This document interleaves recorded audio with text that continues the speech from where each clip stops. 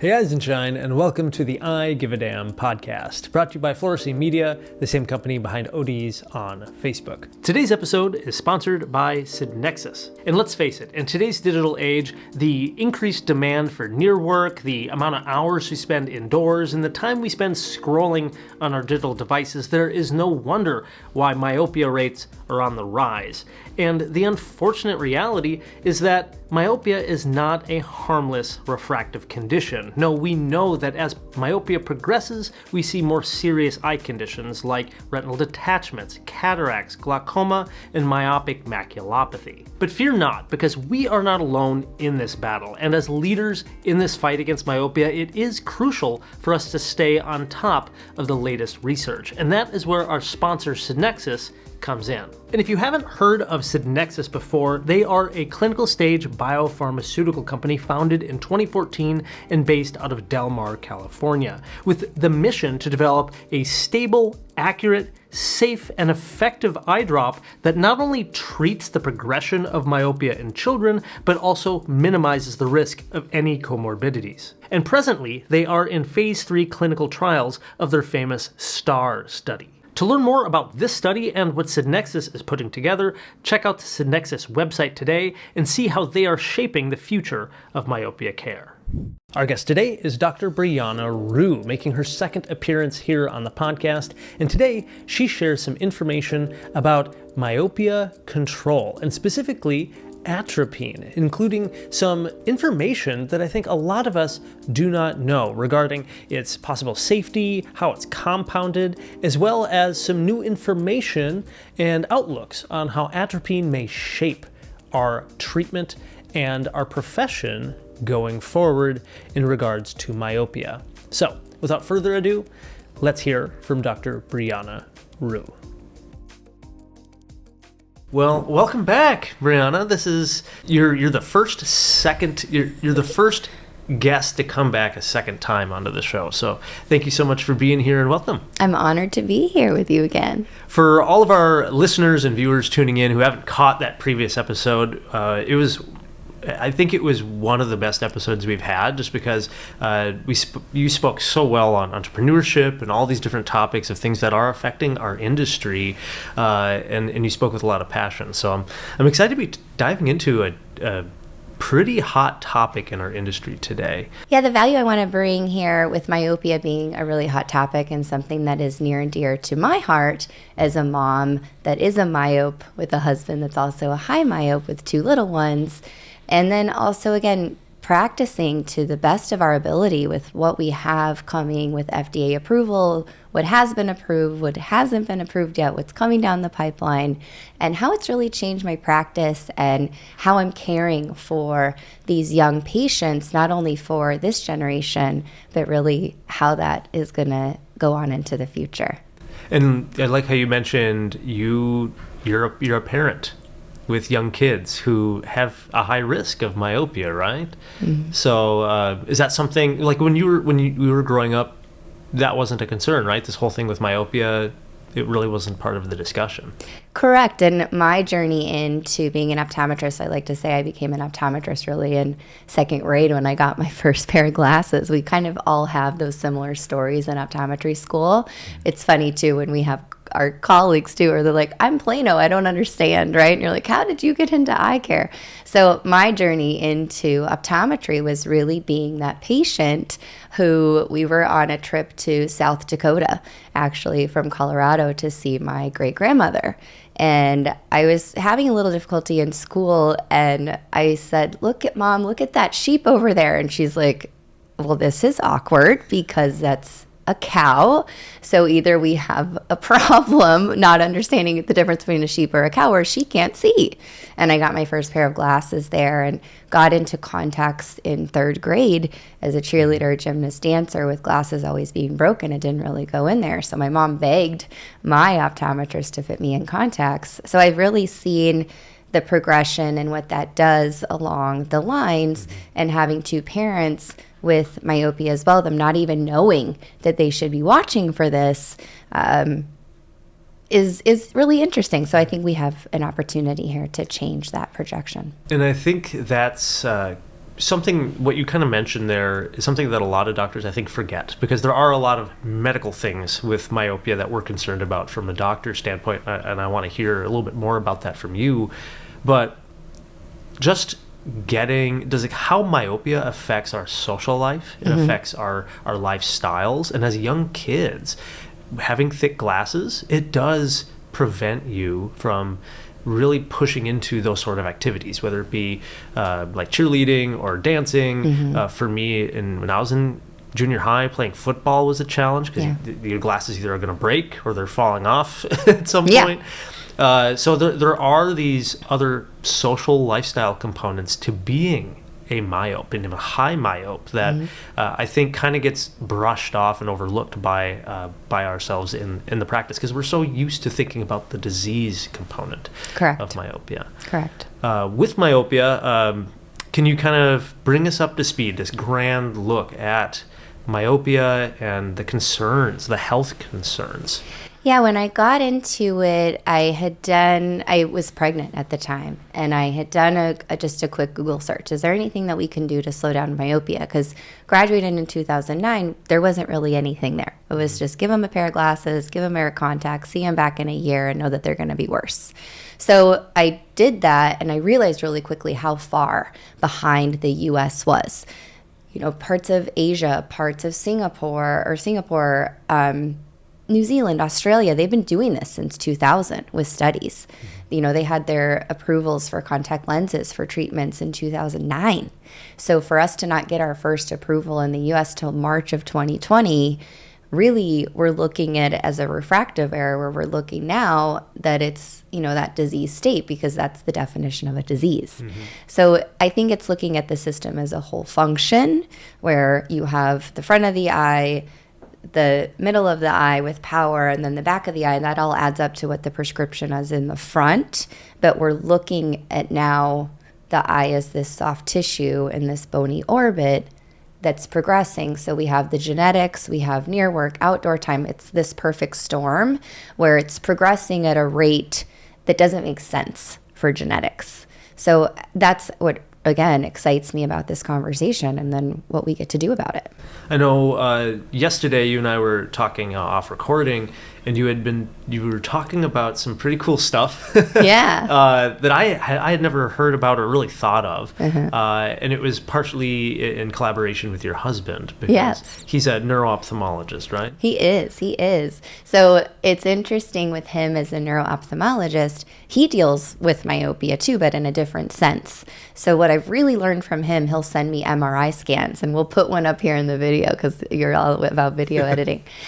So he shares his long eyeballs with me, and it's really, really interesting to see, again, soft tissue, bony orbit. It's growing at a massive speed where it has nowhere to go. So that tissue is just squished and condensed, and we see kinking of the optic nerves. That's where we get the staphylomas. That's where you can see lacquer cracks, and you can really visualize what's happening in that system and why our eyes turn in, why they get heavy and the muscles can't move, and why scleral buckles have to happen because of retinal detachments. And so we'll show that.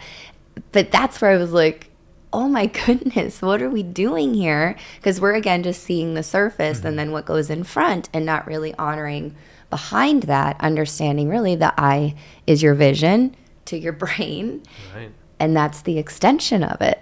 And I think when we were first talking about that, it started blowing my mind, because you showed me some of those pictures of these kinked optic nerves. Yeah. And we've known, like, hey, the risk of glaucoma with high myopia goes up pretty dramatically. It's I don't remember the numbers off. Do you remember any? Yeah, it goes up with retinal detachment. It goes up by I think it's 41 times, or even like over 270 times. And then glaucoma is like 9 times if you're over a minus 6. So it does have a substantial and just morbidities. With that kinking of the optic nerve, like, what's happening with blood flow? What's happening with the, like, axoplasmic flow, the retrograde, to keep the axons alive? Like, how is that changing? And it starts to make more sense of, like, oh, there's a lot more pull and change going on in that area. Things that we don't really know yet. What's happening? Know. Yeah. So that's pretty mind blowing. Mm-hmm. With with your experience, what are your biggest concerns? Like, what do you talk about with parents when you have a young child in?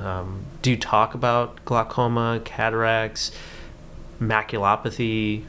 What do you talk Yeah, about? the way that I like to explain it to parents, I don't really like to go in that because if there's 6 or 7, they can't, that's so far away, right? 20, 30, 40 years.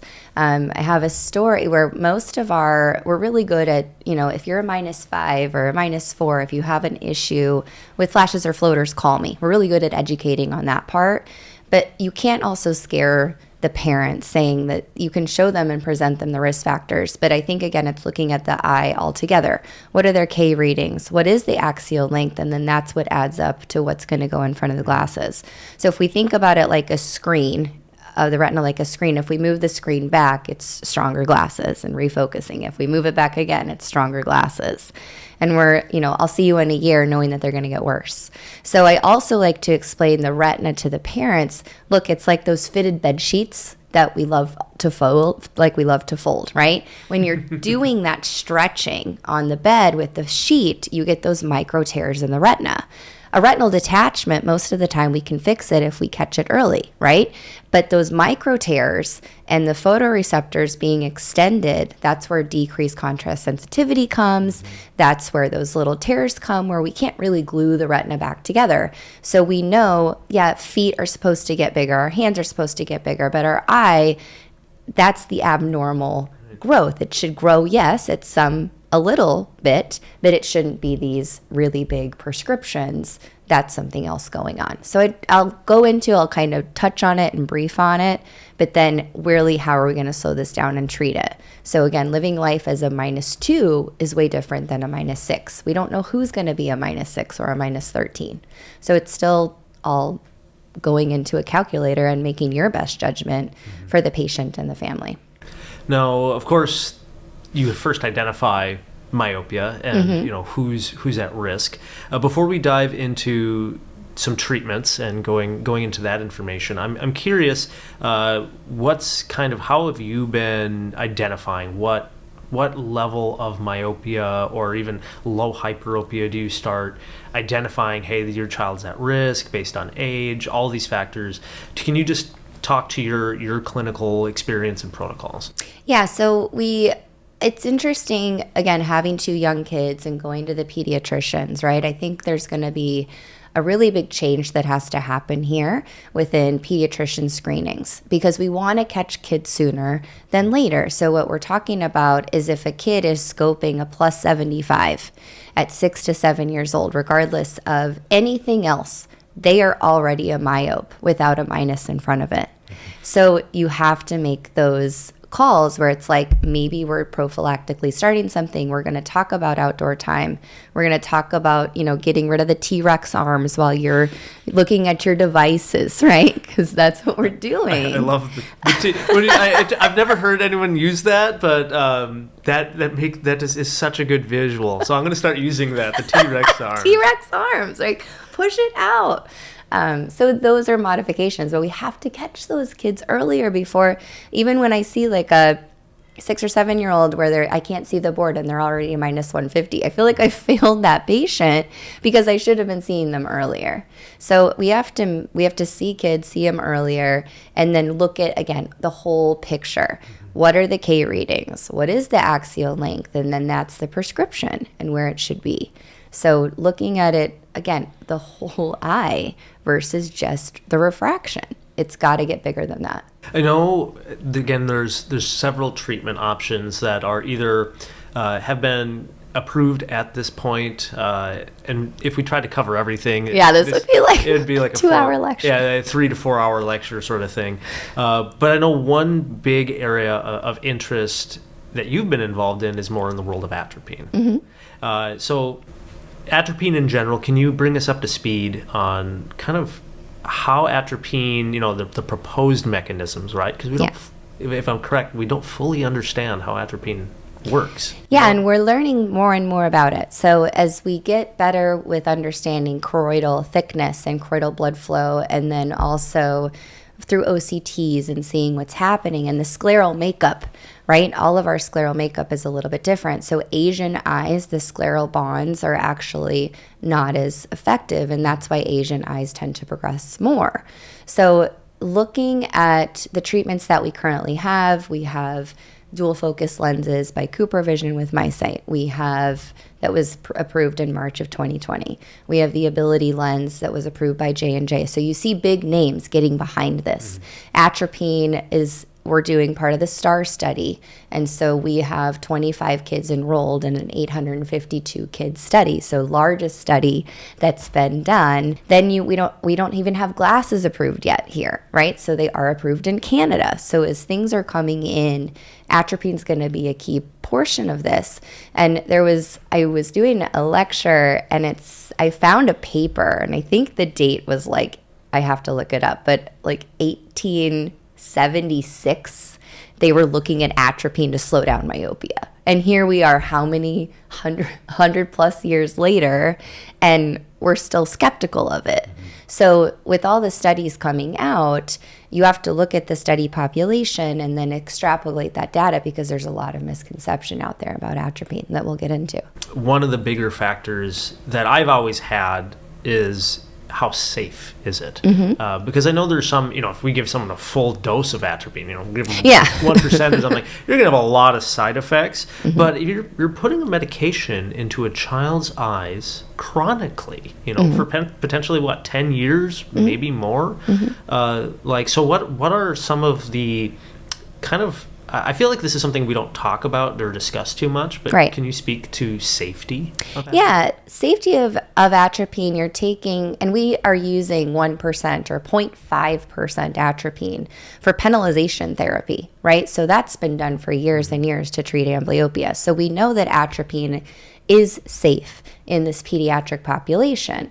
And those kids are on it for also years, but at a very high dose where they're light sensitive and they can't focus up close. So we're taking 1 drop of atropine, which is a very unstable molecule. When you you have to drop the pH, right, to a certain level, and then you have to make it stable. Then you have to elevate the pH so it's actually can be tolerated. And so you have to figure out the mechanism there. So it's really exciting what we've figured out there to make that molecule stable, to also penetrate the eye to get it where it needs to go. And so you're taking 1 drop of atropine, you're diluting it with 100 drops to get to 0.01 or 0.025 or 0.05, whatever we're looking at. And then now that kid's putting 1 drop in the eye at bedtime. And so you're not getting all of those side effects.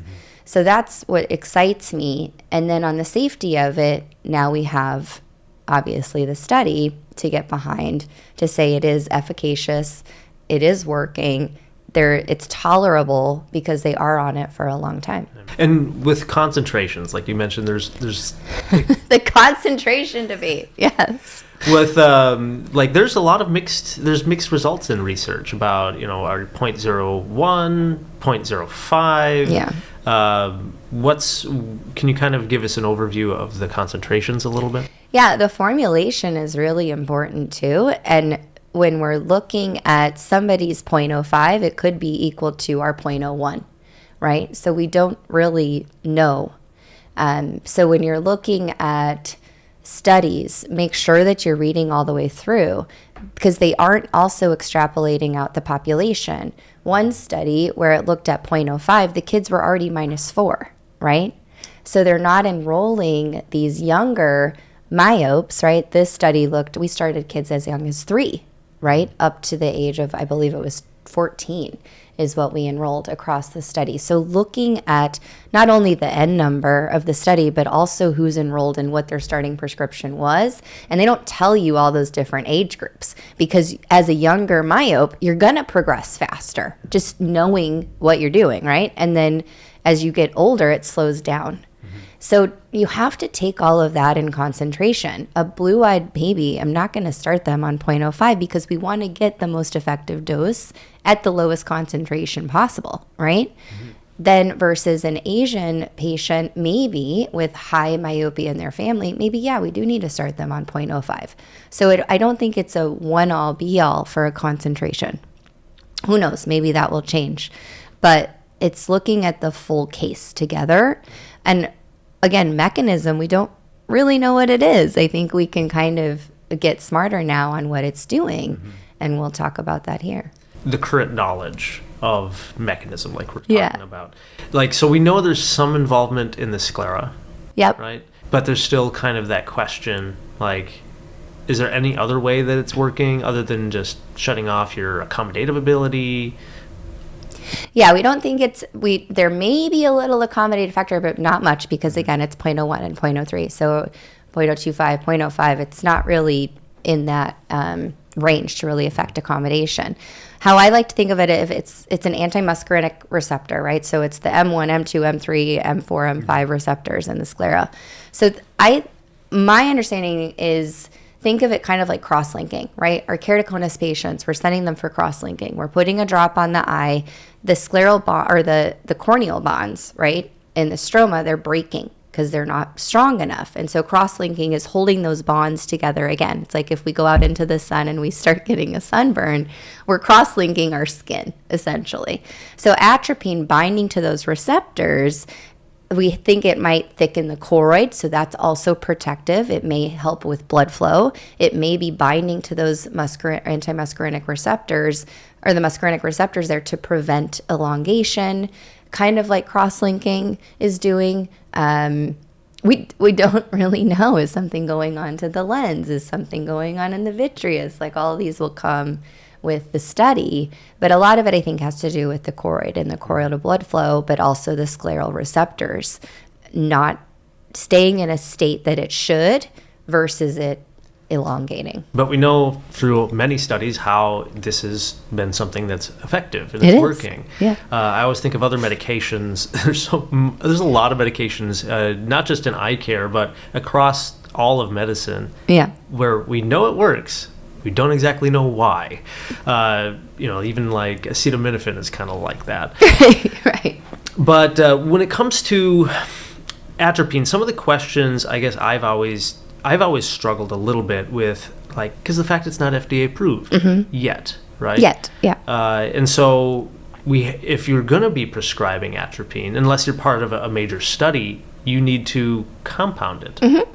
And so that enters a whole other challenge. Yeah. Because all the doctors who have been prescribing atropine to try and slow and control myopia, you have to find a compounding pharmacy. You have to communicate what you need. Yep.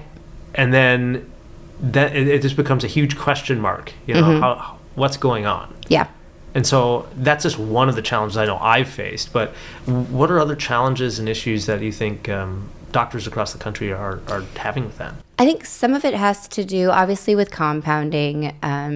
It's finding a good pharmacy. So I think there's about 2 to 3, honestly, that I would trust right now in the U.S. for compounding, because you can get the dosage, it's consistent. I've had really good results with it. Again, that's, I think, why this FDA approval is going to be really big, because then that we can get it, through a regular pharmacy, and then it's actually monitored, because we know compounding pharmacies don't have to talk about adverse events. So as we're getting more knowledge about it, I think, too, we can't really wait, though, because those 4, 5, 6, 7, 8-year-olds that you can't get into a contact lens option, we still know other atropine is approved around the world, right? And that it's used as a primary care of treatment. So that's, too, where we let the parents know that this is an off-label use for atropine. But again, it's been studied in kids for amblyopia, and we can be on it for quite some time, and we're dropping that dose. So just looking at the stability, too, of the drop. Do you think there's a possibility that we will get FDA approval at some point? Yeah, I think it will. I think it will be FDA approved soon. What do you think that's going to do to the industry, to myopia standards, and how? I think it's going to change the standard of care, right? Just like glaucoma, right? If you have a glaucoma patient, you're going to educate the patient, you're going to put them on treatment, and if they don't want treatment, you're going to make sure that something is signed somewhere there so they don't come back after you. I think that myopia is going to take that same trajectory, which is going to be really exciting, and we have to really own it. within optometry and ophthalmology and bringing pediatrics together, and really even retinal specialists, LASIK surgeons, cataract surgeons, like that just changes the projection of everybody down the line. So that's what's motivating about myopia. And that's something that kind of sparked my brain, was like, wow, yeah, I have a glaucoma patient and I diagnose them with glaucoma and I say, we need to start treatment. This is what I'm recommending. And they deny me. The patient's like, no, I don't think so. Not right now. Mm-hmm. I have to document. Maybe even have them sign something. Right. I imagine, you've been practicing doing myopia control for some time now. Do you have those sort of practices? I do now, yeah. And parents are very receptive to it, right? So especially the parents that were myopes themselves, they understand that they don't want to pass that on to their kid. And if there's something that they could do, then why not? So the parents, and that's something in the study, they were excited to be part of the study, right? And how easy it was to enroll those little kids was also incredible, to see how much parents were like, yeah, like we want to be part of this. So moms, they know they want to do something too. So us as doctors, we have to lead with that. And so you and I practice that way. I don't want them to see an ad on TV and then come in and ask me about it. And then I'm like, oh man, you should have heard about that from me. Yeah, we faced that the last few years with a different medication. Exactly. Yeah. I want them to trust me and know that I am practicing to the highest caliber that I can in bringing new devices and new technology and new medications that are going to, change that trajectory. I'm interested what your experience has been like with adherence, compliance. Yeah. Because we're kind of taking the parents' word for it. Children just don't like eye drops to begin with. Yeah. Kind of what's been your experience with Atropine? Yeah, and the way that I instill drops too, one of my biggest practice builders is when we're putting a drop in the eye, you can always tell when you're doing your slit lamp exam who's going to be a little squirmy, right, when you go at them with the drop. So just have them close their eyes. We're going to put, fairy princess drops in, or magical drops, or whatever you want to call them. Have them close their eye, put it in the corner. They open, they blink a couple times, and it's really done. Just not making a big deal of it, because that's, I think, the biggest battle is if you make a big deal out of it, you're going to get reflected on that. So we're all mirrors, right? And maybe the parents hate drops, right? And they're like putting that on their kid, and the kid wasn't going to have that, but they see mom gets her scared in the chair that we're putting a drop in. So being very conscious of how you're dealing with the little kiddos. Compliance really comes to, it's like the glaucoma patients where you're like, all right, your pressure's high. When was the last time you used your drops? Oh, it was 2 days. It's like brushing your teeth before you go to the dentist, or flossing for a week before you have your dental appointment, right? We do have to understand adherence. So my biggest thing is we'll prescribe it. I'll see them back in 4 weeks just to make sure they got the freaking drop. And then we'll see them again that first year, 3, 6, 9, 12 months. And then really they're on that trajectory to then go to every 6 months. So that first year is a critical piece to this, because every year we can delay the onset or slow it down, all adds up onto the back end. So I think too, even if we do 1 year of treatment and something happens, you've already changed the endpoint. So that's also really cool with myopia. So again, I want to cut back to the fact that you've been pretty deep into the research on this topic, and one of the things that was brought to my attention was not the safety of atropine, but just like how inconsistent atropine is or can be. Yeah. Because there's some research where it's like, why is it effective in one study, but it's not as potent in the next study? Right. What can you tell us about that? Is there anything in terms of that like, is it? Yeah, it has to, in order for atropine to be stable, right, we have to really drop the pH to like 3 to 4. But then if you put that drop in the patient, it's going to be super uncomfortable. Yeah. So we have to find the mechanism there. So a bunch of studies, like if you look at it, the formulation really, really does matter. And if you're missing that endpoint, we also know that you have to have a preservative in the drop in order to get it somewhere, right?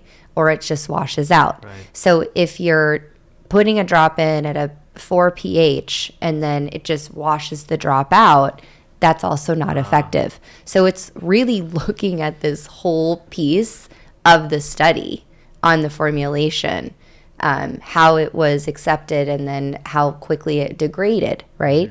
So we know atropine 2 can turn into tropic acid over time. So really you're just putting water in somebody's eye because it's not even effective anymore.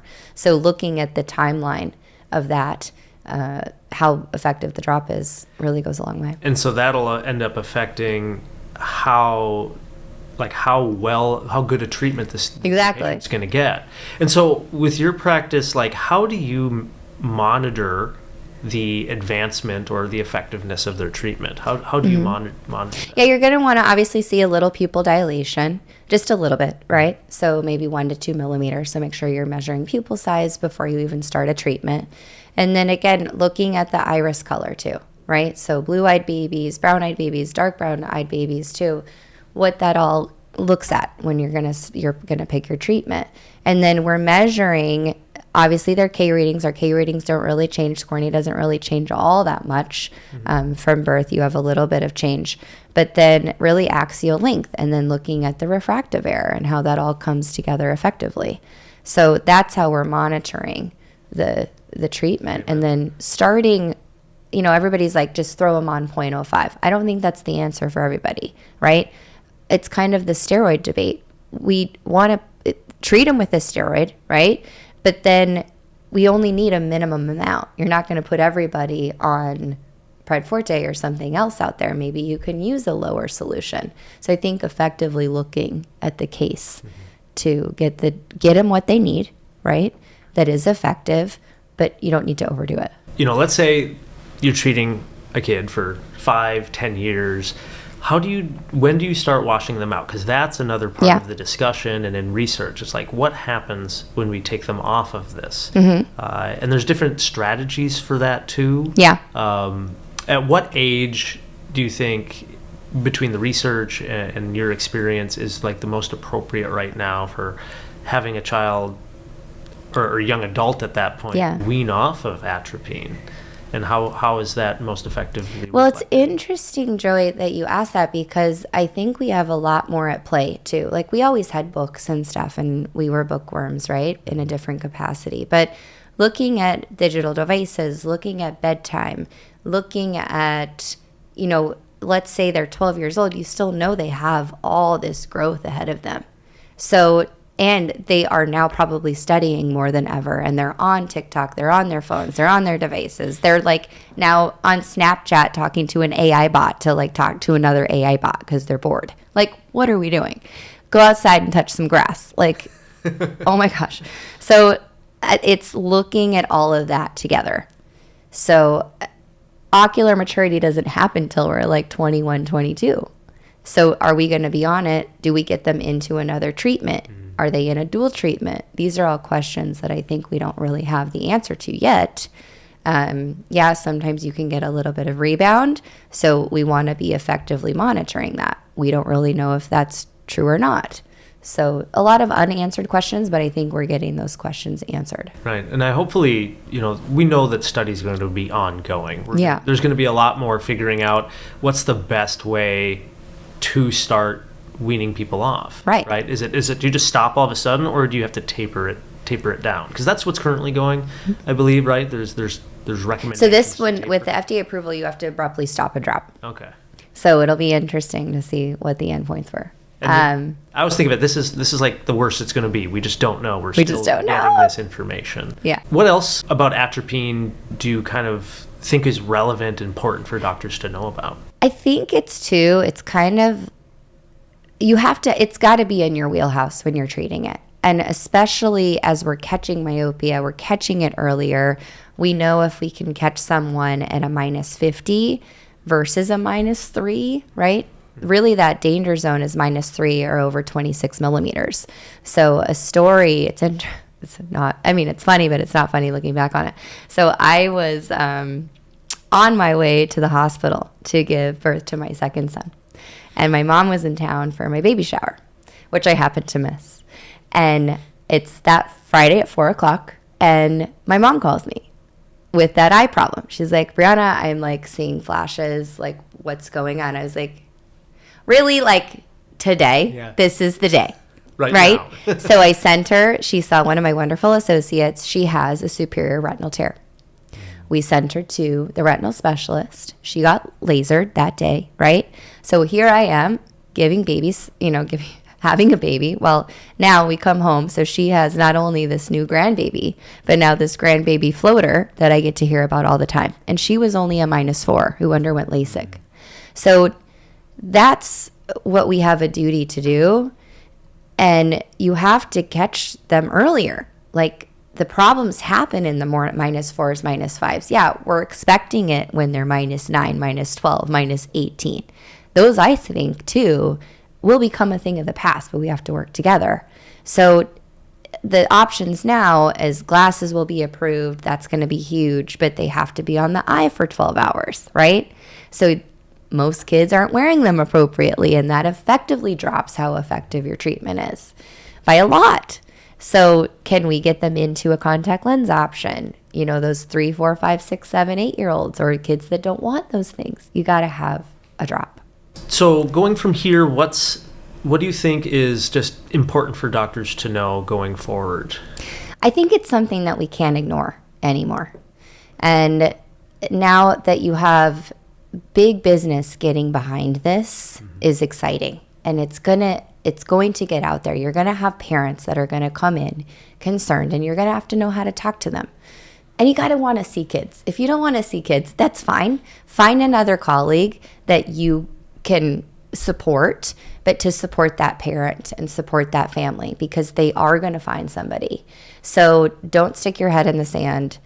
This is changing from a refractive error. We've changed the definition already to be a disease of eye elongation, right? We do have effective treatments out there. So it's important to understand that you have to give the parents the opportunity to do something for their babies. And if you don't, I don't think you're practicing effectively to a parent. Like, put yourself in their shoes. So as a doctor, like, they're going to progress. Like, just look at your own history. You don't even need a study to tell you that 7, 8-year-old -2, they're going to progress. You're going to see them in a year. So maybe shorten the time that you're seeing the kids, see them back at 6 months versus a year. There, we just became dentists without becoming dentists, right? And I'll end with this is in 30 years, my babies are going to be 37, whatever. Maybe I'll still be practicing, but I probably won't be the doctor that's seeing them, okay? Now, another 30 years, I definitely am not going to be the doctor that's seeing them. So we not only get to change the generation of the patient, we also get to change the generations of the conversations that our colleagues are going to have with these kids. And I don't want them to have to give them bad news. That's the excitement, and that's really the universal value of being a human and being a physician, is you get to take care of somebody's vision well to when you're not even on this earth anymore, to the conversations in somebody's lifestyle. And that's what excites me about myopia. And it definitely has the power to change not just how we practice, but really changing the world and generations to come. Yeah, yeah. Myopia is it's going to be the leading cause of blindness behind cataracts. Brianna, thank you so much again. Dr. Rhue, you have a wealth of knowledge, and you always bring so much great info to the table. So thank you again for being our second guest on the show, and hopefully another time you'll have another big topic to bring us enlightenment with. Yeah, my pleasure. So that was our episode for today. Thank you so much for listening in. Hey, I put a lot of effort into these episodes, and I really want to continue bringing the most value to you and our listeners. So if you haven't done so already, please, if you're watching on YouTube, leave us a comment, or if you're listening in on your favorite podcasting station, leave us a review over there. That'll really help us out. Thank you so much again for listening in, and keep an eye on it, and we'll see you in that next episode.